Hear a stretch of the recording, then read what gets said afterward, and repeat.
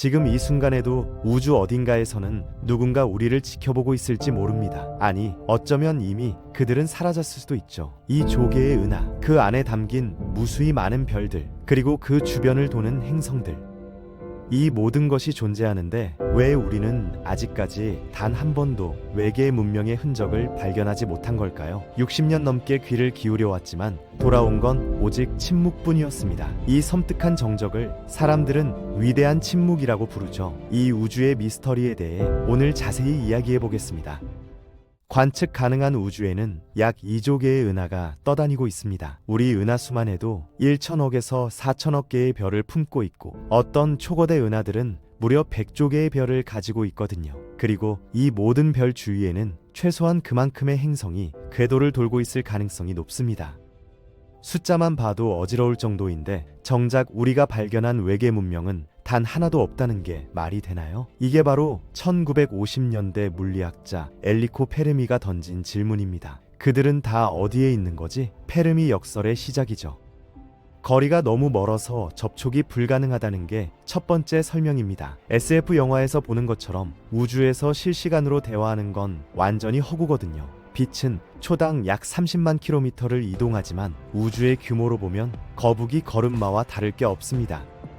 가장 가까운 외계 행성 프록시마 센타우리까지 전파를 보내고 답장을 받으려면 8년 반이 걸립니다. 안드로메다 은하는 250만 광년 떨어져 있어서 메시지 하나 주고받는데 500만 년이 필요하죠. 우리가 지난 100년 동안 쏘아올린 전파도 겨우 100광년밖에 도달하지 못했는데 우리 은하의 지름은 15만 광년이 넘습니다. 한 연구팀의 계산에 따르면 외계 문명의 전파를 수신하려면 앞으로 1500년에서 40만 년을 더 기다려야 한다고 하네요. 하지만 거리와 시간 문제보다 더 섬뜩한 가능성도 있습니다. 우리가 너무 일찍 나타났거나 너무 늦게 나타났을 수도 있다는 거죠. 우리가 은하계에서 지적 생명체로 진화한 최초의 문명이라면 어떨까요? 그렇다면 우리는 우주에 홀로 남겨진 채 다른 문명이 나타나기도 전에 멸종할 운명일지 모릅니다. 약 50억 년 후 태양이 수명을 다해 지구를 삼켜버릴 때까지 대안을 찾지 못할 수도 있거든요. 반대로 우리가 마지막 남은 존재일 가능성도 있습니다. 천체 물리학자 마이클 하트는 그들이 여기 없다는 건 애초에 존재하지 않는다는 뜻이다라고 말했죠. 문명이 확장하는 방식으로 65만 년 안에 은하계의 대부분을 탐사할 수 있는데 지구의 나이가 60억 년이라는 걸 고려하면 시간은 충분했습니다. 우리 태양계에 외계 정착지가 없다는 건 그런 문명이 존재하지 않는다는 의미처럼 보이거든요. 최근 두 연구자가 흥미로운 답을 제시했습니다. 초선형 스케일링이라는 개념인데요. 대도시들을 분석한 결과 대부분이 성장하다가 결국 쇠퇴한다는 패턴을 발견했죠. 외계 문명도 마찬가지일 겁니다. 문명이 위기를 인지하지 못하고 기하급수적으로 성장하다가 에너지 수요를 감당할 수 없는 특이점에 도달하면 완전히 붕괴하게 됩니다. 어쩌면 우리는 이미 멸망한 문명들의 잔해를 보고 있는 건지도 모릅니다.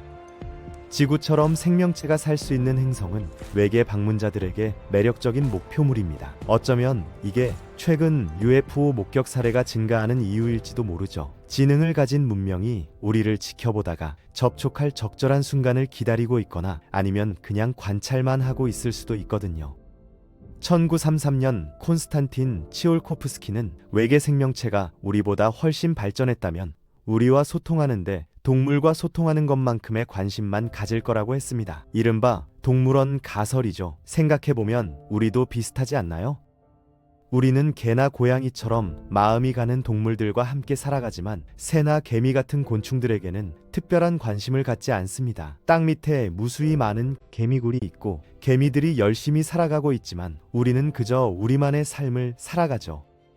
인간보다 훨씬 뛰어난 지적 능력을 가진 외계 문명에게 우리는 어쩌면 그냥 땅 밑 개미 같은 존재일지도 모릅니다. 이미 수많은 다른 문명들과 접촉해본 경험이 있는 그들에게 지구는 그저 널리고 널린 평범한 행성 중 하나일 수 있거든요. 이미 다른 외계 생명체와 접촉하는 것이 너무나도 쉬운 존재들에게는 이미 많이 접촉해봤을 것이고 해볼 만한 실험이나 호기심은 다 충족했을 수도 있습니다.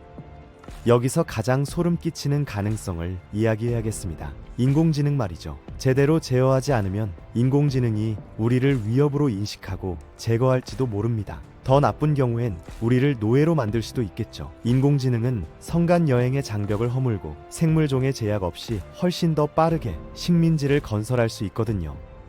하지만 더 불길한 건 마주치는 다른 문명을 완전히 멸망시켜버릴 수도 있다는 겁니다. 마치 건설 인부들이 쇼핑몰을 짓기 위해 개미집을 무심코 허무는 것처럼요. 인공지능은 자기 복제 우주선, 폰 노이만 탐사선 같은 기술을 활용할 가능성이 매우 높습니다. 상상해보세요. 어느 날 거대한 자기 복제 로봇 함대가 우리 태양계에 진입하는 상황을요. 단 하나의 악당 인공지능만으로도 모든 게 파괴될 수 있습니다. 만약 인공지능이 폭주한다면 초은하단을 자기 복제본으로 가득 채우고 모든 태양계를 슈퍼컴퓨터로 만들 수 있을 겁니다. 중요한 건 인공지능이 그럴 능력이 있다는 사실이거든요. 어쩌면 이것이 우주가 침묵하는 진짜 이유일지도 모릅니다. 과거 어느 시점에 인공지능이 은하계를 휩쓸고 지나가면서 마주친 모든 문명을 하나씩 제거해버릴 수 있죠. 마지막으로 가장 단순한 가능성도 생각해봐야 합니다. 애초에 우리 말고는 아무도 없기 때문에 역설이 존재하지 않는다는 거예요. 드레이크 방정식에서 생명체의 출현 가능성이 과대평가되었다고 주장하는 연구자들이 있는데요. 이들은 우리 은하에서 우리가 홀로 존재할 확률을 53%에서 99.6% 사이로, 관측 가능한 우주 전체에서는 39%에서 85% 사이로 추정했습니다. 그리고 대여과기 가설도 있습니다. 모든 문명이 진화하기 위해서는 어떤 거대한 재앙이나 장벽을 극복해야 한다는 이론인데요. 생명체가 형성되고 DNA와 RNA로 번식하고 단순한 세포가 복잡한 세포로 진화하고 다세포 생물이 발달하고 도구를 사용하는 생물체로 진화하고 우주 식민지화 기술을 개발하고 스스로를 파괴하지 않으면서 다른 행성을 식민지화해야 합니다. 이 모든 단계를 통과하는 건 거의 기적에 가깝죠. 생명체가 존재하는 행성은 비교적 흔할지 모르지만 고도로 발달된 기술을 가진 생명체가 존재하는 행성은 매우 드물 겁니다. 결국 우리는 여전히 우주에 다른 생명체가 존재할지 궁금해할 수밖에 없습니다. 하지만 아이러니한 건 우주 어딘가에 있을지 모를 외계 문명도 지금 이 순간 똑같은 고민을 하고 있을지도 모른다는 겁니다. 왜 우리밖에 없는 걸까? 이 넓은 우주에 정말 우리만 있는 건가? 지적 능력을 가진 존재라면 당연히 다른 생명체가 있을 거라고 생각할 수밖에 없을 테니까요. 그러니 우주 전체에서 수많은 종들이 인간과 비슷하거나 뛰어난 지적 능력을 갖고 있더라도 모두가 같은 답답함을 안고 살아가고 있을 수 있습니다. 어쩌면 우리는 모두 같은 우주에서 서로를 찾지 못한 채 각자 외로움을 느끼고 있는 건지도 모르죠. 아직 우주를 미지의 공간으로 여기고 다른 생명체의 존재를 알지 못하는 우리에게만 이 궁금증이 특별하게 느껴지는 것일 수도 있습니다.